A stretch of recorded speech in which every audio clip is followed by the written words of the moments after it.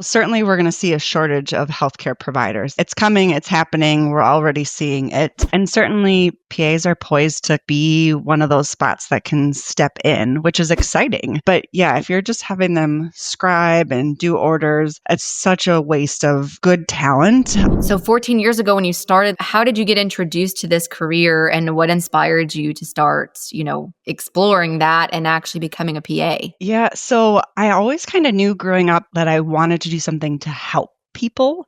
I would say that. So my family did a ton of volunteering and some of that. So that was kind of always in our you help people, you give back, doing that. Then it kind of turned to like I like healthcare. And ironically, when I was in high school, my mother got very ill, lung cancer, non-smoker. Wow. Just yeah, very bizarre. Caught it. It was at stage 4, so it had already metastasized and everything. So I spent a lot of hours in the hospital and the clinics with her. And so as part of that, my parents were trying to do the best with kind of a bad situation, but I followed PTs, dietitians, NPs, PAs, docs. Everyone was so accommodating that I got to see the spectrum of healthcare. But my mom at the time had said, you should consider being a PA. And I was like, Mom, no, what are you talking about? I don't want to do that. Yeah. She was 100% correct because I did start shadowing a PA in orthopedics and I just loved what she was doing. And I was like, this is what I want to do. And so I pursued that. And that's kind of how I went with that. The part I liked is, as you can see, I hold a lot of hats. And so sometimes I change my mind on things. And so I started my career in hematology. I thought I was going to, do medical oncology, hematology. That was going to be my jam, which I did love. But I switched to primary care and now I've been here for 12 years. But I can do that in this profession that when something changes or something in my life changes, I can change. So I went from the, treating the cancers to now I'm preventing the cancers, which is pretty cool, or trying to catch them at an earlier stage. And so that to me is really fulfilling. Yeah, I bet, especially because of your story. That's really inspiring. And excuse me, I work in orthopedics and sports medicine. What is hematology? Blood cancers. Oncology. Okay, that's what I thought, but I was like, let me just make sure. Okay, gotcha. Perfect. Thanks for tuning in to the Healthy Careers podcast. In 2024, we reached over 32,000 listeners and ranked in the top 15% of all podcasts. We're proud to have SharePro Health as a sponsor and are currently looking for 2 more partners in 2025. If you're looking to connect with healthcare leaders, providers, and innovators, we'd love to spread the word about your service, product, or business. Reach out to me, Maddie, for more details. And so when you started out, what was it like when you went to school? I mean, I know there's master's program and all that kind of stuff, but you now teach on that side of things. So what has been the biggest change that you've seen from when you were in school to now what these programs are teaching? So I'm from Wisconsin. I went out to PA school in New York City. So cute little Midwest girl, way out to the East Coast. When you say Wisconsin. Yes. There it came out, right?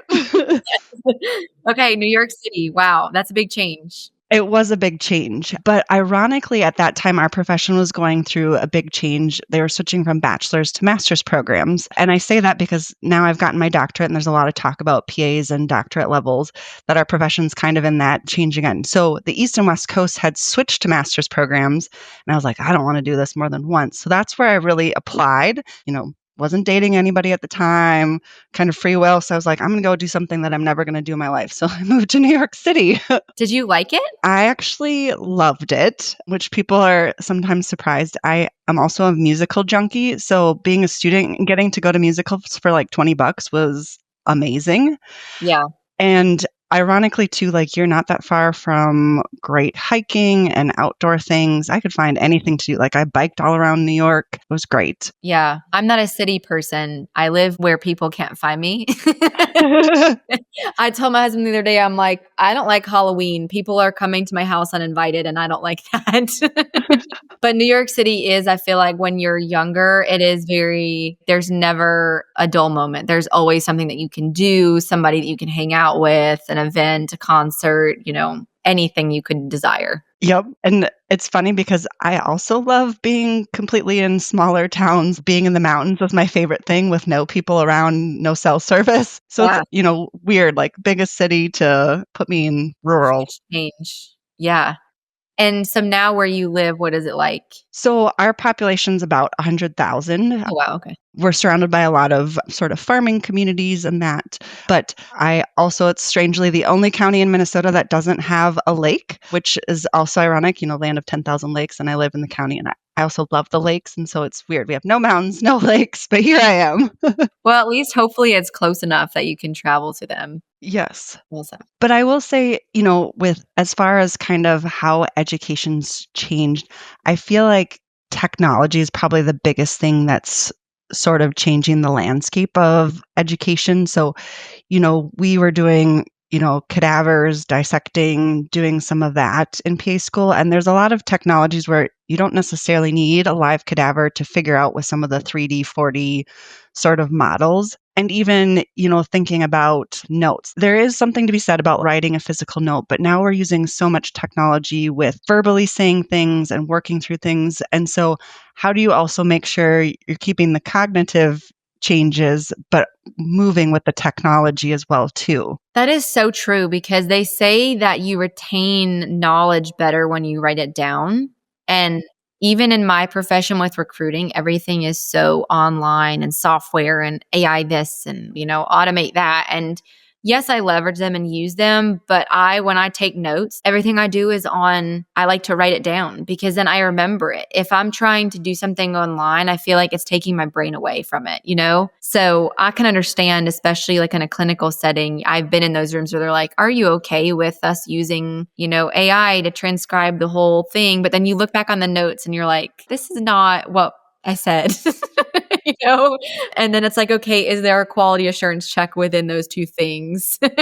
Yep. So I can definitely see how that changes, but I know there's also a lot of benefit to technology, I'm sure, and education as well, just to more exposure. Absolutely. The hardest part is getting, sometimes there is an easy button and we can use some of this AI technology to write my discussion board post and, help me with this paper. But there is research showing that you doing it actually makes your brain work and you learn better from it, like you're saying. And so that's the hard part of how do you integrate it where people are still learning and growing from it, but also that they're not taking away from their education. Like we want to make sure we're actually developing you and making you better, right? Not just checking the box. I think too, it's kind of like, okay, you can avoid technology and AI all you want, but it's still going to be here. So you can either leverage it to your benefit or you can try to run from it. But if you run from it, then you're just going to kind of fall behind and you still need to know how to use it. But I don't think you can become reliant on it.